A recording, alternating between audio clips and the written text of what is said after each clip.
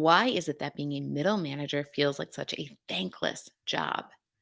Think about it. You could negotiate a budget for hours to get your team everything they need for development, staffing, even materials that they need to do their job, and it could still be turned down. You could spend days creating succession planning and tracking all of the achievements within your team in hopes that your boss will sell the promotions that you're asking for, only to hear that they didn't quite remember all the numbers that you said, so they weren't able to bring it up in the meeting at all. Meanwhile, your boss hasn't mentioned career planning to you since you were hired for this role years ago. And now you're worried that you're stuck in a 60-hour-a-week dead end. Well, when you muster the courage to ask for the promotion meeting, they say that they never really saw what it was that you were putting together for everybody on the team, including yourself. It wasn't just clear enough for them. And by the way, they need to actually cut people from your department. Have you ever heard something like that before? Well, your efforts and contributions as a middle manager go unnoticed and underappreciated too often. And this lack of recognition leaves you feeling demotivated, resentful, and it impacts both your performance and the overall team. It is time to take back control. Now, the name of middle management honestly says it all. And that's a big part of the problem. Not the name itself, but the fact that you are always stuck in the middle. You're trying to share direction and drive strategy. You're trying to support the leaders who report up to you. And you are being a doer for your senior leaders all at the same time. You're struggling to lead through other people and be advocate for yourself. I have heard way too many stories about this, and I have watched them unfold firsthand. But I want to share just one, not because it's the most amazing success story that I have, but honestly because it just hits on all of those really critical points. I want to tell you about Steph. Steph was the quintessential middle manager. She had her boss above her and the senior leaders above that, asking for things to be more efficient all the time. And as an operations manager, that meant both within her teams, all of the teams that reported up through her, and also within the teams that she was supporting in the department. So, with this task to be more efficient, she was always looking to squeeze just a little extra productivity from each of the teams that reported to her. Meanwhile, her teams were saying that they needed more staff. They were feeling overworked and underpaid. And because they were supporting these other folks in the department, they were getting small things just sort of thrown over the fence at them so that they were doing other people's work in addition to their own. Imagine if you were a support person, you were responsible for taking the phones, doing data entry, reconciling some of the data, and then you had people who were in more technical roles expecting you to do their planning and scheduling and all of the things that should actually be part of their work. Now, the people were stressed out, but so were the people above her because they had implemented these new systems, these new processes that were supposed to give a lift, but they were only getting requests for more and more staff. It felt to the senior leadership like there was too much fat built into this organization. And it felt to her teams like they weren't getting the support that they needed. Meanwhile, Steph was just doing everything she could to hold everything together by a thread. She was trying to support her boss. She was trying to support her teams. She was trying to do development for her leaders and feeling like she didn't have time to do any of it. Tell me you can relate to this. I know you can if you're in a middle manager role because I have seen it time and time again. Now, she was so frustrated and at her wits' end The last time that I had worked with her, she was in such a good place, had so many great ideas, and honestly just looked happy and vibrant. When she came to me, when she was at this point, you could see the stress on her face. Her eyes were a little puffier, her skin was a little blotchier, and she just looked like she needed a nap that would last a week long, if I'm honest. Now, I tell you about the situation that she's in because I think you can probably relate to that. But what I want to tell you is we were able to turn things around, and it took three different things that were so important to her transformation. So, first of all, I want you, like I wanted her, to align all of the values. If you've been around a while, you know that I say that a lot. And you could even be to the point that you're like, yeah, no, Kel, I know you want me to align the values, but what does that mean? You need to take what is the through line from the boss, from you, from the people to help you decide what to do next. You cannot be strategic. You cannot make good quality decisions if you do not understand what that through line is. In this one, it really was efficiency. We needed to help her see that everybody wanted more efficiency. How they thought we should go about it was a little bit different, right? Those leaders, those executives, her boss included, really wanted to reduce people. They thought being more efficient meant to reduce headcount.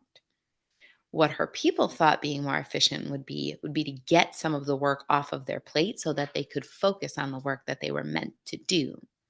And the leaders on her team being more efficient meant that they could help their people prioritize their work instead of constantly putting out the fires that were coming from them getting hit from all directions with different tasks. Leading means that you can see the forest and the trees. You aren't going to like or agree with everything that comes at you. You aren't going to like that your leaders that are reporting to you are asking for more staff. You aren't going to like that those that are above you are asking you to reduce staff. But you need to understand where they're coming from so that you can see that through line. Now, I'm not telling you that you need to be toxically positive about this stuff. When you get a request to reduce staff and that's hard on you, it's okay to feel that way and to even say that in some situations. But what's not okay is just sitting in that. What's not okay is staying there and waiting for somebody else to come along and make it better for you.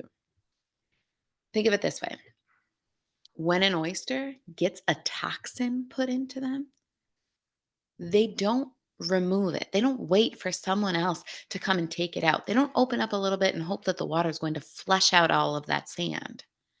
They take action, right? Instead, what they do is calcify around it so that they can take that toxin, that irritant, that tiny grain of sand, and turn it into something valuable and beautiful. They can create a pearl out of that thing that they never wanted in the first place. And that is what I want you to be able to do as a leader. So you do that when you align those values, when you understand what the through line is of what everyone is talking to you about.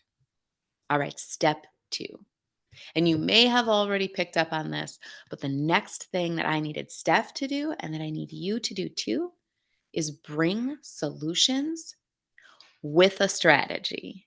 You have probably heard that you are supposed to bring solutions since honestly, probably elementary school at this point. We don't want to bring problems. We always bring solutions as leaders. And that's great when you are leading in a small capacity. If you stick with just bringing solutions to your boss and have them tell you what to do to implement, that's cool. If you are a new supervisor, if you are, bossy Becky on the playground and that is how you're going to handle things, you're just going to bring solutions to that playground teacher, that is awesome. Great place to start. But bringing a solution with a strategy is going to be what elevates you from a beginner to an effective middle manager and beyond. This is the thing that gets people promoted.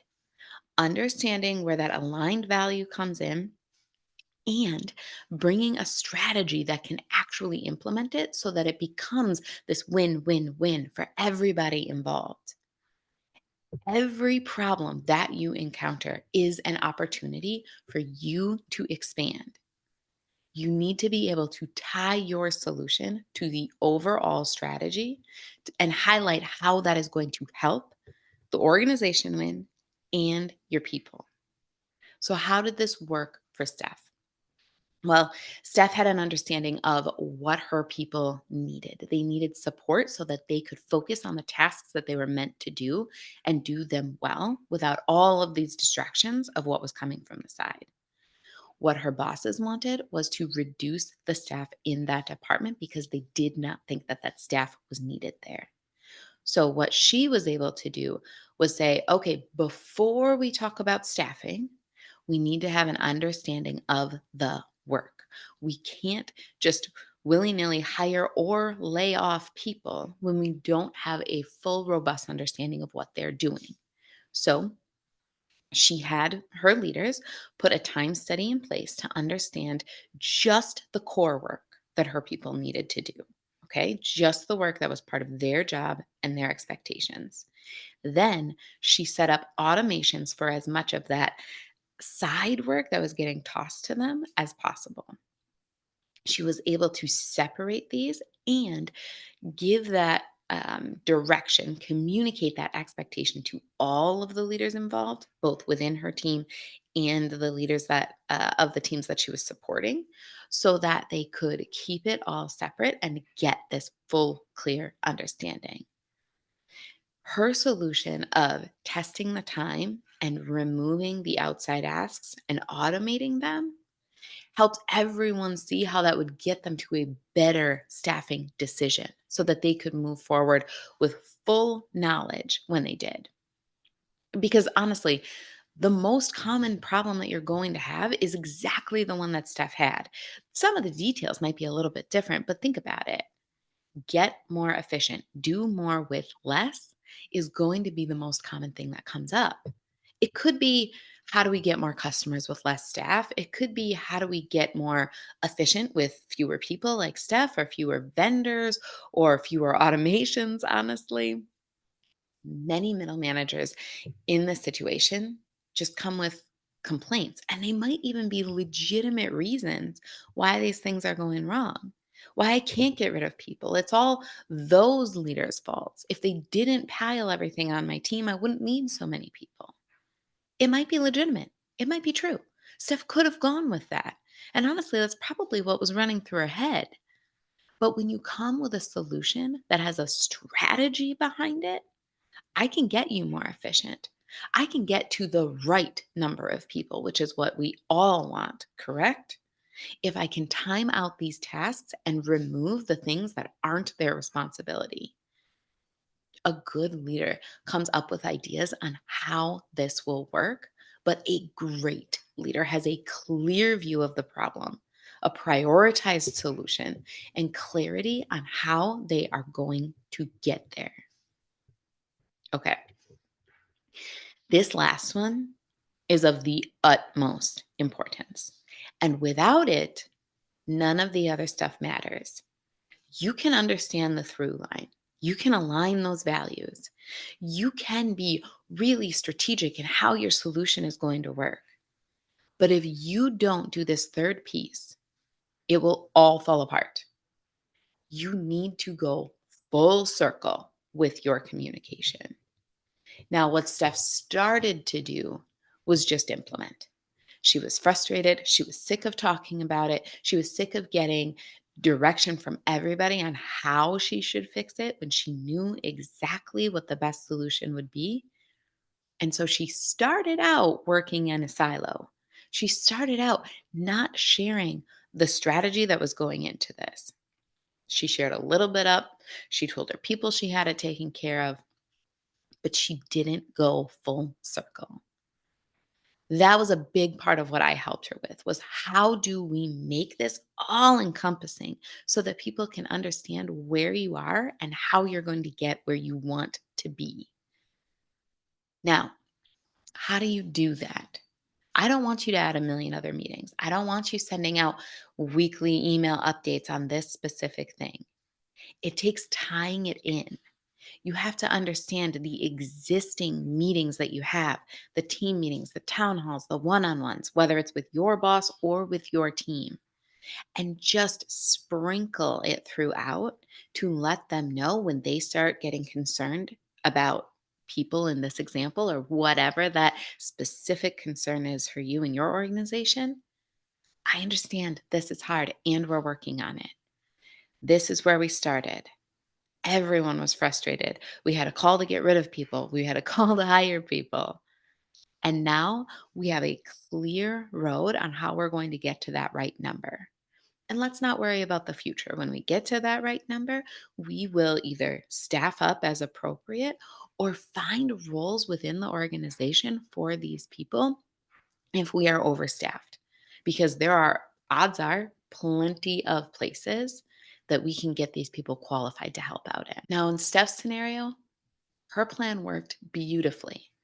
They got right to the right number. They were able to develop people to get them into roles that needed people yet. They were able to get the workload to a manageable amount for the people who were still in her purview, in her little department. But regardless of if your plan worked, your suggestion met an absolutely not from your boss, or if it was just sort of still put in the air, you need to communicate it full circle. When you go full circle with your boss and let them know that you've tried things, how those things have worked, and what you are doing to build off of it, they will build more respect for how you handle a problem and they will trust you more in the future when those things come up. When you tell your team what you asked for, how it was received, and how you're going to approach it in the future, you are going to build trust from them that they know that you go to bat for them in the most appropriate way to do the right thing. Not always the thing that's going to make them feel the best. You are not always going to bat to say your team wants this and try to get it every single time. You're doing what's best for everyone involved, and that is what you're communicating. We forget to go back and explain it. We forget to say, oh, this went well. And we saw a lot of improvements from it. We just move on to the next thing. It's almost part of the celebration, you guys. You have to take that step to say, we did good work here. We actually made the right decision. There maybe was some, unintended consequences, and here's how we're going to fix them in the future. But we have done good work here. Take the time to do it. And if that's not the case, if it was a total fail, you will build more respect, more trust from everyone involved when you just own up to it. Look, we tried this and it did not work. It was a complete and utter failure. And next time we're going to move forward with this plan. I want to make sure that win or lose on any battle, your efforts are worth it.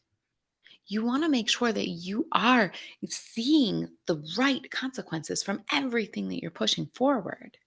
So go full circle. Every problem, every solution, and every communication. Build trust and showcase your authenticity and tenacity, honestly, along the way. All right. Now, I know that I said that I've seen this hundreds of times with people, and I have. I have watched it with my clients and with people that I've worked with in the past. I've watched it with prospects who come to me that are so frustrated with what's going on. But I'll be honest, I've been through this myself as well when I was a middle manager within a large organization. The organization that I was with went through a reorganization just in our specific department. Some teams were realigned, some new leaders were brought in, some people were promoted. There were some tenured middle managers that remained with their specific teams. And with so much churn, we needed to clean up some compliance processes. We needed to replace the tribal knowledge that people had held with things that were actually tangible, processes, documentation, things like that. Because honestly, with everybody moving, we couldn't rely on that tribal knowledge anymore. Everyone had an opinion on how this was supposed to work. Each person had their own goals, their own lenses, their own perspectives on what they thought would be the best next step forward. Now, getting it done relied on me. And I could have sat on the sidelines. I could have sat and crossed my arms and been like, this is a problem. This is broken. And everybody's pulling me in 100 directions. There's no way that my teams can get this right. There's no way that I can make this work perfectly because I couldn't. It was going to be hard on somebody no matter what I did. I could have distracted myself with the office politics. I could have said that I was going to align with this person or that person just to make things go better for the quote right people. Instead, I chose to focus on finding the best solution for the problem. I chose to focus on being strategic so that it would help us that day, right? Like in that point in time, what we needed then, and also support us as we grew in the future. I wanted to move forward and have everyone, even if they didn't like it, come with. So I followed the 131 model for decision making. And I showcased that I had thought through every problem, every issue, every possibility, every opportunity logically to make sure that I did that because obviously I can't come up with all of that on my own. I did leverage those connections. I gave all of those people who were coming from different perspectives a voice. Taking the lead meant that I could position it myself as someone who made things happen in that organization, that we could fix these problems, right? And I could be the person to look to. In every single leadership meeting, I gave updates on our progress.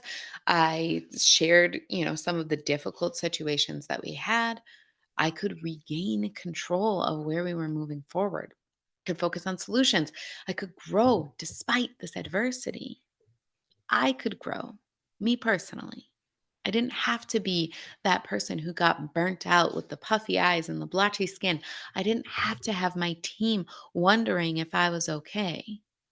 I didn't have to have my boss curious if I was even going to make it or if we were going to fall flat on our face because I couldn't handle the responsibility.